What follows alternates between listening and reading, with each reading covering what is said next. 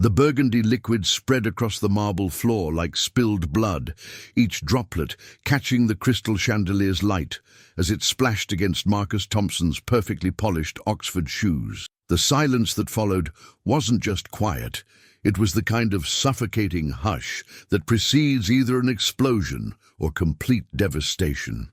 Marcus stood motionless, watching the Chateau Margaux 1982 seep into the Italian marble, his dark eyes reflecting nothing but calm, while every person in the opulent ballroom held their breath. If you've ever witnessed a moment where someone's entire world was about to shift without them knowing it, consider subscribing, because tonight's story will show you exactly how power reveals itself when least expected.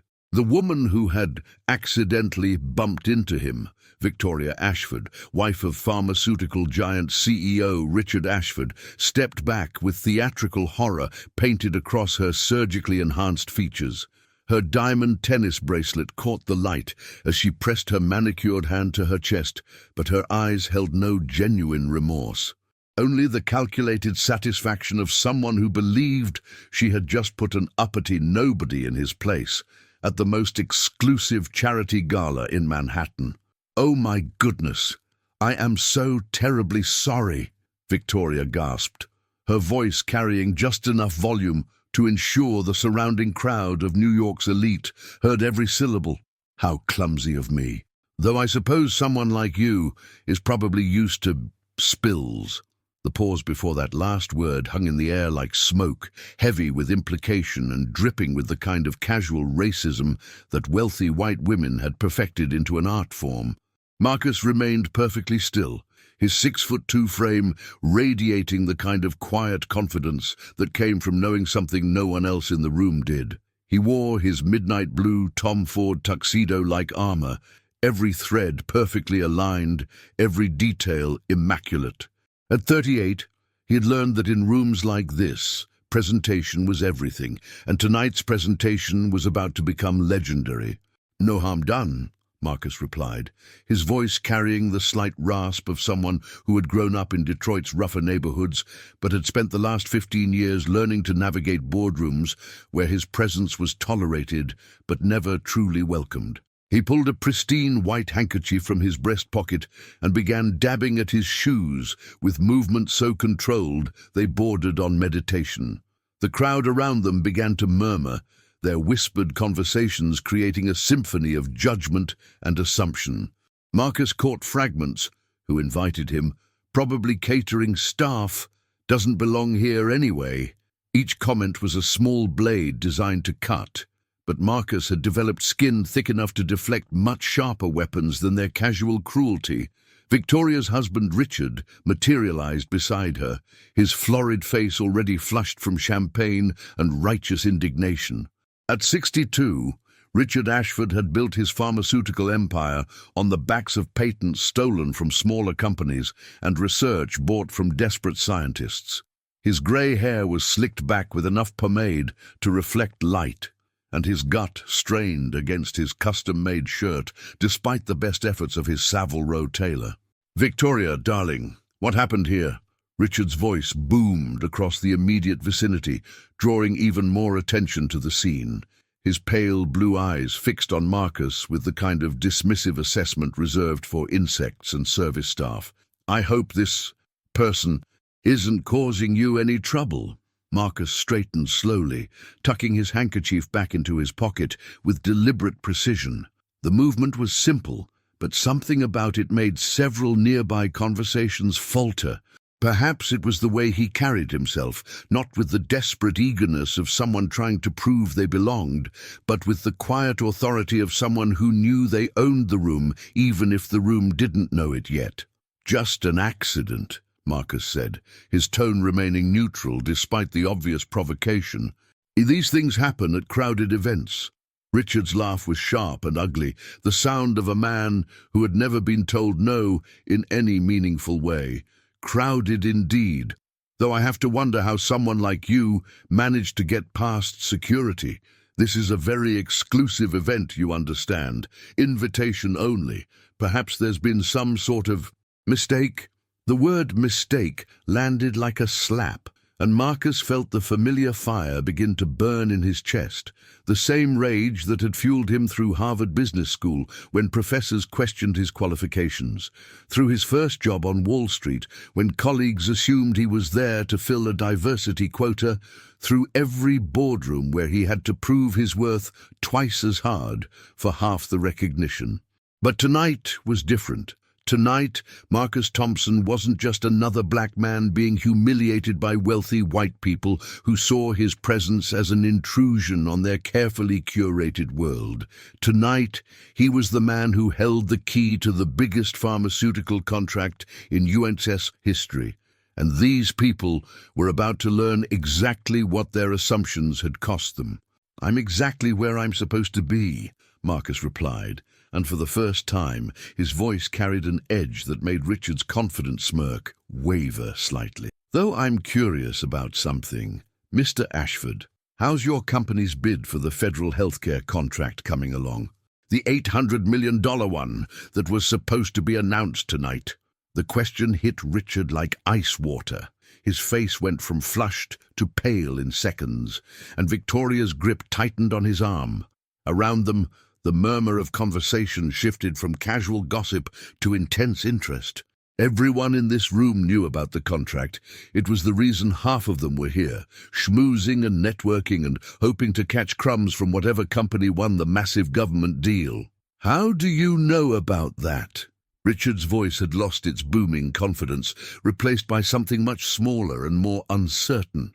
Marcus smiled for the first time since the wine had hit his shoes, and it was not a pleasant expression. "I know about it because I'm the one who's been reviewing the bids for the past 6 months. I'm Marcus Thompson, Senior Director of Federal Healthcare Acquisitions. And as of about an hour ago, I made my final recommendation to the Secretary of Health and Human Services." The silence that followed was absolute. Not just quiet, absolute, as if every person within earshot had simultaneously forgotten how to breathe. Victoria's face went through a series of expressions that would have been comical if the situation weren't so devastating for her and her husband. Shock, disbelief, horror, and finally, the dawning realization that she had just humiliated the man who controlled her family's financial future. Richard's mouth opened and closed, like a fish gasping for air. His pharmaceutical company, Ashford Therapeutics, had spent millions preparing their bid for the federal contract. They had hired the best consultants, crafted the most compelling presentations, and lobbied every connection they had in Washington. The $800 million contract would have secured their dominance in the federal healthcare market for the next decade. That's impossible," Richard stammered, his voice barely above a whisper. You can't be black?" Marcus finished for him, his tone conversational but his eyes hard as diamonds. "Is that what you were going to say, Mr. Ashford? Because you're right. I am black.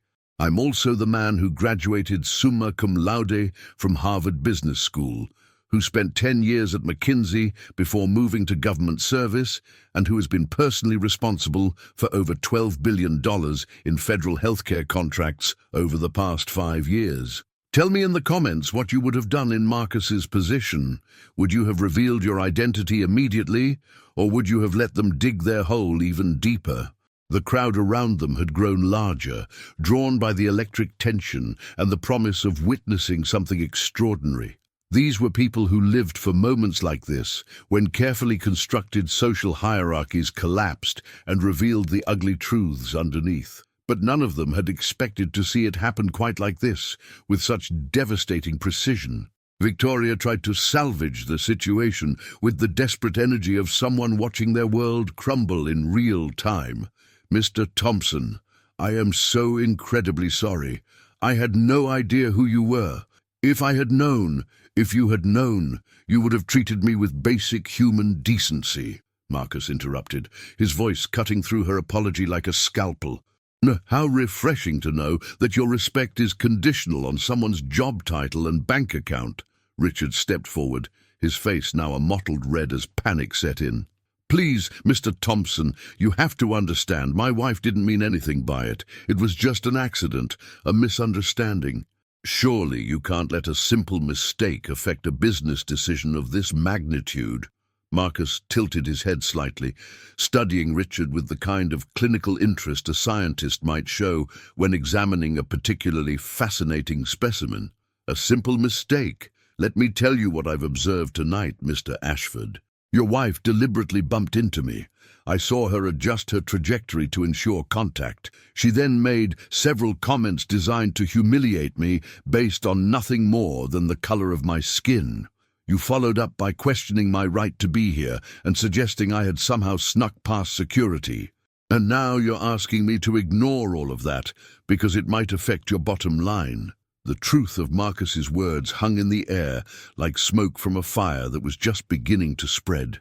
Several people in the crowd shifted uncomfortably, recognizing their own behavior in his description. How many of them had made similar assumptions? How many had dismissed him as unimportant based on nothing more than their own prejudices? But surely, Victoria tried again, her voice now shaking with barely controlled desperation, surely you understand that people make mistakes when they're under stress.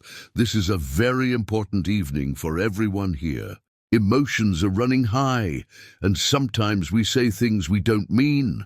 Marcus laughed, and the sound was like glass breaking. Stress! Mrs. Ashford, let me tell you about stress. Stress is being the only black executive in a room of 50 white men and having to prove your competence every single day. Stress is watching people like you treat service staff like they're invisible while demanding respect for yourselves. Stress is knowing that no matter how qualified you are, how hard you work, or how much you achieve, there will always be people who see your success as undeserved and your presence as an intrusion. The words hit their target with surgical precision. Victoria actually staggered backward, as if she had been physically struck, and Richard's face went from red to grey. Around them, the crowd had gone completely silent. Every person hanging on Marcus's words, with the kind of rapt attention usually reserved for car accidents and natural disasters. But Marcus wasn't finished. He had spent years swallowing his anger, years accepting casual racism with professional grace, years being the bigger person while smaller people tried to make him feel small. Tonight, in this moment, with the power to change everything finally in his hands, he was going to speak his truth. Your company's bid was actually quite impressive, Marcus continued, his voice now carrying the kind of authority that made boardrooms fall silent. The research was thorough, the cost projections were reasonable, and your implementation timeline was aggressive but achievable. Under normal circumstances, Ashford Therapeutics would have been a serious contender for this contract. Richard's eyes lit up with desperate hope. Then you'll consider, I said, under normal circumstances. Marcus cut him off. But these aren't normal circumstances, are they? Because tonight you've shown me exactly who you are when you think no one important is watching. You've demonstrated the kind of casual cruelty and institutional racism that has no place in federal healthcare programs designed to serve all Americans, regardless of their race or economic status. The implications of his words began to sink in, and Richard's face went completely white. You can't. You wouldn't. This is about business, not personal feelings. Everything is personal, Mr. Ashford, Marcus replied. Every contract, every deal, every decision is made by people, and people bring their values and their character to everything they do. Tonight, you've shown me your character, and it's not something I want representing the federal government in any capacity. Victoria made one last desperate attempt to salvage the situation. Please, Mr. Thompson, think about what you're doing. This contract represents thousands of jobs, millions of dollars in economic impact. You can't let personal grievances affect something this important. Marcus turned to face her fully, and his expression was colder than winter wind. Personal grievances. Mrs. Ashford, let me explain something to you. This isn't about my hurt feelings or wounded pride. This is about the fact that your husband's company would be responsible for healthcare services that affect millions of Americans, including millions of Black Americans, Latino Americans, Asian Americans, and Native Americans. Do you really think I should entrust their care to a company led by people who can't even treat a black man with basic respect at a charity gala? The question hung in the air like a sword suspended by a thread. Everyone in the immediate vicinity understood that they were witnessing something historic, not just the destruction of one family's fortune, but a reckoning with the kind of systemic prejudice that had shaped American business for generations. Richard made one final desperate play. "This is discrimination," he said, his voice rising with indignation. "You're making a business decision based on race. That's illegal, and I'll sue you and the entire federal government if necessary." Marcus's smile was sharp enough to cut glass. "By all means, Mr. Ashford Key, please do sue the federal government for racial discrimination because a black executive chose not to award your company a contract after you and your wife publicly humiliated him based on his race. I'm sure that will go very well for you, especially when the media gets hold of the story. I can see the headlines now. Pharmaceutical CEO claims reverse racism after wife spills wine on black federal executive." The color drained from Richard's face as he realized the trap he had walked into. Any legal action would only draw more attention to his behavior tonight, and in the current social climate, that attention would be devastating for his company's reputation. He was caught between admitting his mistake and accepting the consequences, or doubling down and facing even worse public scrutiny. "I think," Marcus continued, his voice now carrying the quiet authority of someone who held all the cards, "that this conversation is over. I have an announcement to make." He turned away from the Ashfords and walked toward the small stage at the front of the ballroom, his movements confident and purposeful. The crowd parted before him like water, everyone suddenly eager to get out of his way. The transformation was remarkable. In the space of 10 minutes, Marcus had gone from invisible outsider to the most important person in the room.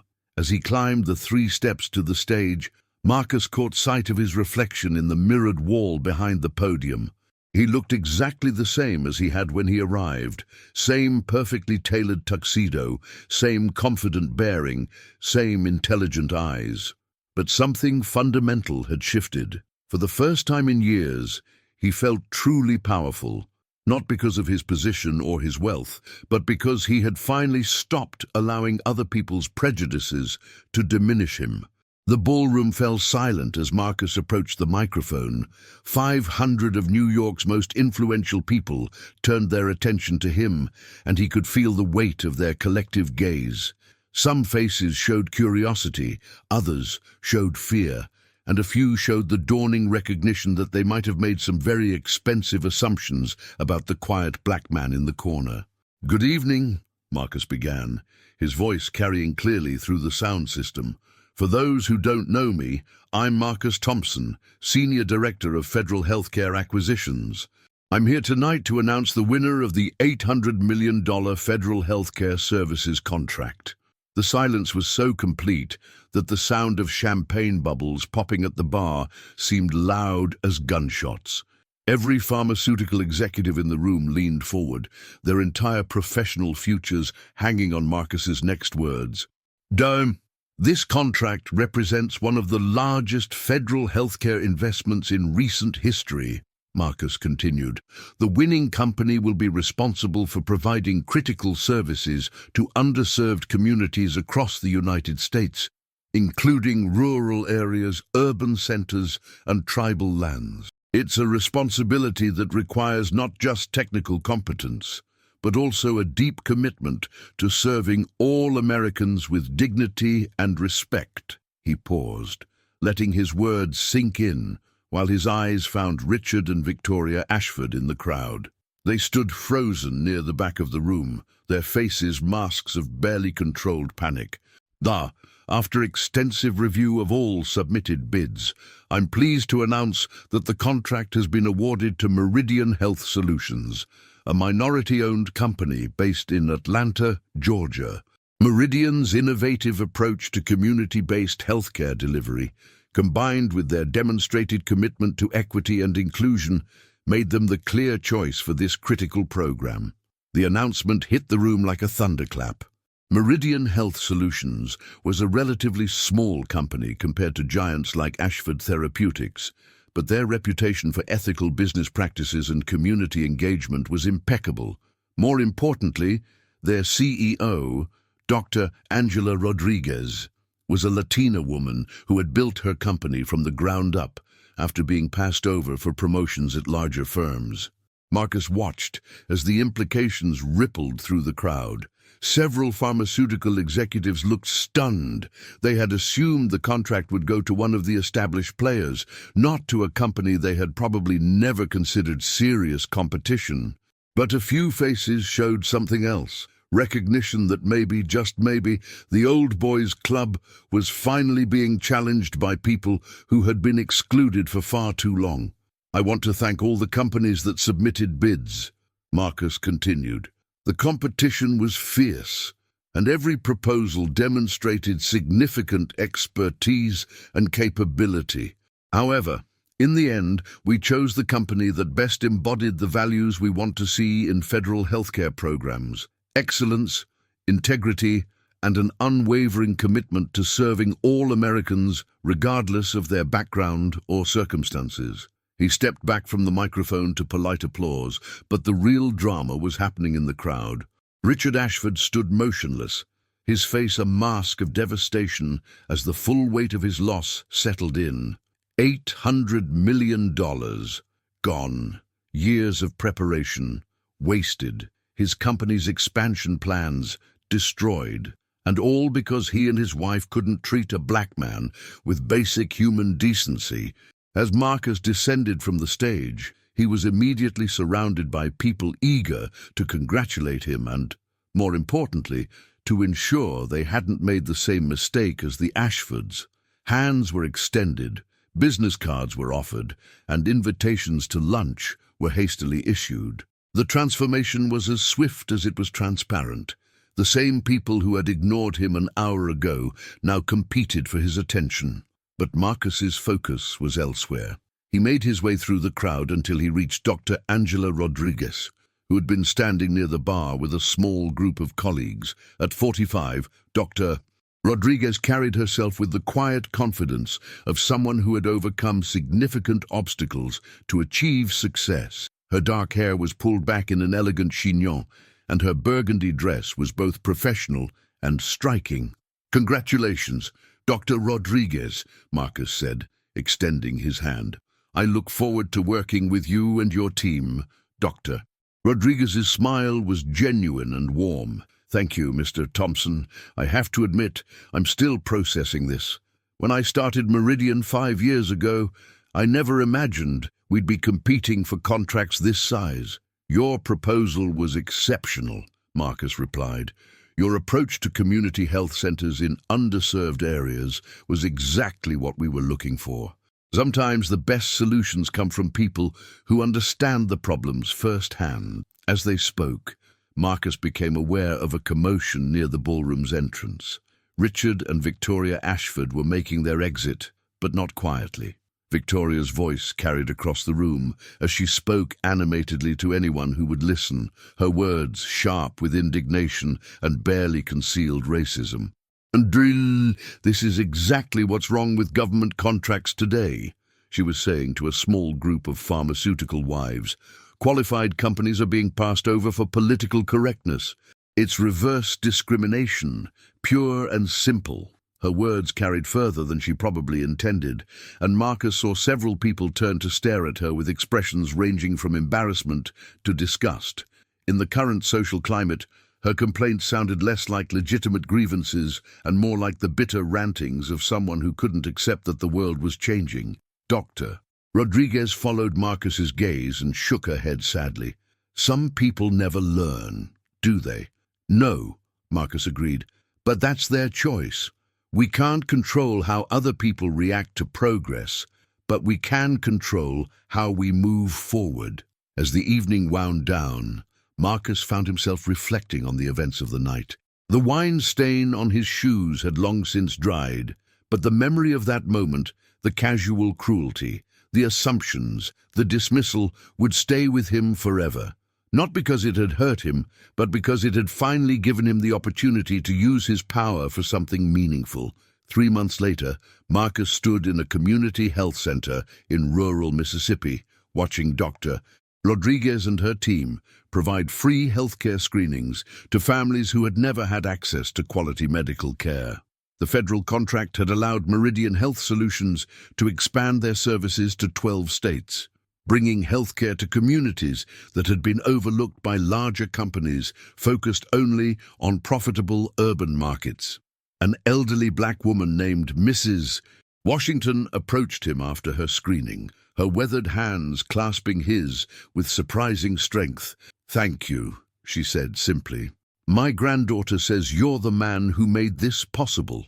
Marcus looked around at the bustling health center, children getting vaccinations, adults receiving diabetes screenings, elderly patients consulting with specialists via telemedicine, and felt a satisfaction deeper than any he had experienced in his corporate career. "We all made this possible," he replied.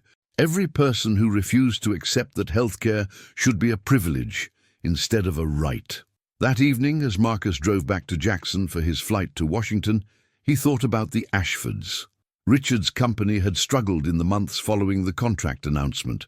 Several other government agencies had quietly removed Ashford Therapeutics from consideration for future contracts, and their stock price had dropped significantly.